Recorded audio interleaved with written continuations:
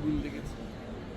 এখন ঘরে আগুন লেগেছে, এটা বড় লোকের ঘরে চলছে না গরিব লোকের ঘর, সেটা তো না, ঘর একটাই।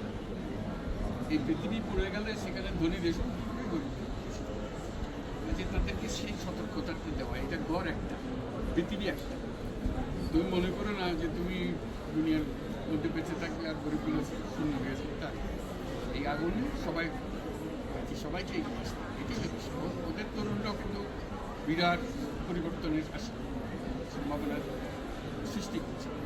যে আমরা বলছি যে তরুণদের যদি আমরা উদ্বুদ্ধ করতে পারি তাহলে হয়তো ভবিষ্যৎ তাড়াতাড়ি সেটা তরুণদের আমরা বিশেষ করে আকর্ষণ করছি। তারা তাদের জীবন দেখতে চায় যে হ্যাঁ এটা সেফ একটা জীবন।